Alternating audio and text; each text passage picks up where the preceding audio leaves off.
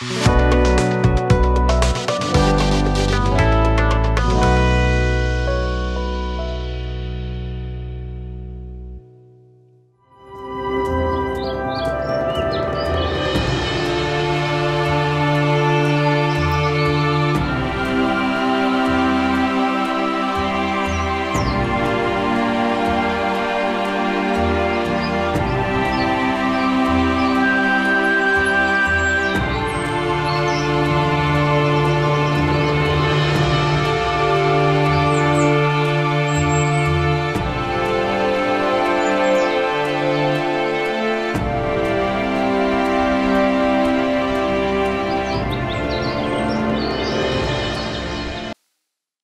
जीशु ख्रीष्ट अति बहुमूल्य नाम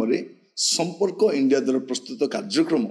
नुआ सकाल आशार आज अध्याय मुझे स्वागत जनाए। प्रभु आपण प्रत्येक को बाहुल्य रूपे आशीर्वाद करंतु। आज जो प्रसंग रे आम वाक्य आलोचना करबा आलोच्य प्रसंग होची एटा मु बेले आप देखिए ना देखला अरे एटा मु अरे एटा तो तू एटा सीए एटा तो ताके ना आम कौन सी विषय देखला बेलू अरे ये तो सी एटा एटा एटा आम से कहूना आज आम देखा एटा मु जिते वाक्य आम कतिक आसे वाक्य आमर असल रूप को दिखाई दे आमर असल रूप दिखाई दे एटा तू आप देखिए द्वितीय राजावली 22 पर्व तार 11 पद एथिरे राजा से व्यवस्था पुस्तकर वाक्य श्रवण करते अपना वस्त्र चिरिले। दीर्घ दिन धरी व्यवस्था पुस्तक हजि जाइछि ताकू खोजिकी पाइले कोठी पाइले प्रभु को गृह रे पाइले आईटा नहीं कि जोशियो राजा सम्मुख रे पाठ करा जाउछि कहउछन महाराज एटा हमें प्रभु को गृह रे पाइछु से कहले पढ़ कौन लिखाई से पढ़ा समय शुणु शुणु शुणु शुणु कौन हो राजा से व्यवस्था पुस्तकर वाक्य श्रवण करते अपना वस्त्र चिरिले कहले अरे एटा तो एटा तो मोर अवस्था एटा तो मोर देशर अवस्था एटा तो मोर समय परिस्थिति एटा तो प्रभु मते कहउछंती मु तो ए प्रकार करिवार थिला से प्रकार करिवार नथिला मु एगुडा को मु करि पकेछि से कौन कले अपना वस्त्र अरे एटा एटा मते कहा जाउछि एटा मोर राज्य लोक पे कहा जाउछि एटा मोर अवस्था एटा से कौन करूछंती अपना वस्त्र चिरिले अपना असल रूप को से बुझिले से जानी पारिले अरे एटा तो मु अटे मु आपन कहिबा पाई चाहे आपन को जीवन रे केबे सेमति का हेछि कि आपन वाक्य सुनु सुनु आपन कहिसंती अरे एटा तो मु बोली कि आपन केबे कहिसंती ना सब बेले खाली अन्य मान को खोजिसंती एटा सीए एटा तांके ना आपन निज विषय देखिसंती। प्रभु आज आम को अनुग्रह करंतु आज ये वाक्य सुनिबा समय रे आम निजर असल रूप को देखु कौन है ना दाऊद से हत्या भी करिसंती षड्यंत्र सब काम करिसंती आउ हत्या भी करिसंती से कौन करिसंती जनकर स्त्री को से अन्याय पूर्वक तले बले कौशल से लाभ करिसंती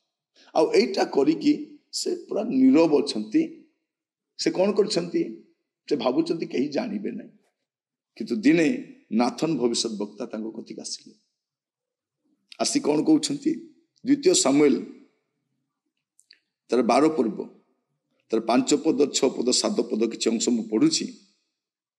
एथिरे सेही धनीर प्रतिकूल रे दाऊदंकर क्रोध अतिशय प्रज्वलित हैला पुणी से नाथन को कहले से व्यक्ति जो व्यक्ति यह करिअछि सदा प्रभु जीवित थिबा प्रमाणे से मृत्यु योग्य से ई कर्म करिबारु से किछि दया न पाए से किछि दया न करिबारु से मेषवस्थार 4 गुण फेराई देव कारण से जहा करी ताकू दृष्टांत भाव गोटे कहानी भाव से कहते जड़े धनी लोक थिला से बहुत धनी थिला गोटे गरीब लोक थिला तार मेष पलर मेष नहीं से संहार कला अमुक कला सब बुझाइले बुझिला पर ये कहले एटा किए एटा रागी जाउछन रागी जाउछंती नाथन ताकू कहले से नाथन को कहउछंती जेटा करिछि से मृत्यु योग्य से मृत्युदंड पाइब से ताकू किछि से दया करने से भी दया पाइबने से 4 गुण फेरी दब तापर कौन लिखा से नाथन दाऊद को कहले से व्यक्ति तो तुम्हें एटा तो तुम्हें मु जहा कहली एटा तुम विषय कही परवर्ती समय दाऊद कौन कहते 13 पदरे दाऊद नाथन कहले मु सदाप्रभु को विरुद्ध रे पाप करिछि मु कौन करिछि मु सदाप्रभु को विरुद्ध रे पाप एटा तो मु आपण जोटा कहले मु आउ किए बोली भाबुथिली से तो मु कहबा पई चाहे राजा निजर अवस्था बुझिले और वस्त्र चिरिले एठी राजा अपना अवस्था चिन्हिले से विलाप कले क्रंदन कले प्रभु को सम्मुख जाए चित्कार कर कांदुछंती आपण केबे वाक्य सुनिबा समय आपण लागि कि एटा मो कथा आमे जानी पर किंतु आमे विरक्त हो जाऊ आमे रागी जाऊ एगुड़ा को कहीं कहते वाक्य तो कही था एटा गोटे एमती कहवा कथा ए प्रचारक को किए डाकिला नाथन को किए डाकिला आज एटा को पढ़ार थिला व्यवस्था पत्र काढ़ी पढ़ला बेल को हाँ राजा अपना वस्त्र चिरुंट बेले बेले वाक्य आपण को कतिक भी आसो आपण को देखा एटा तो तुम्हें हाँ आप कहवा हाँ प्रभु एटा मो विषय आप कहते मंडल 100 लोक थी पारती 1000 लोक थी पारती एटा मु सभार लक्ष लोक थी पारती कि एटा मु मानि नियंतु पाप को मानि नेबे पाप को स्वीकार करदे पाप को छाड़ीदे धन्य हो आपण केबे कहिबे प्रभु एटा मु बोली आमे कहूँ एटा सीए एटा तांके एटा तांको विषय कह जाउची से जदि थांते पाने ही थांता तांको एटा ही थांता किंतु आपण को केबे ही थांता आमे सबले चाहू प्रभु अन्य मान को विचार करू हम निजर विचार केबे करू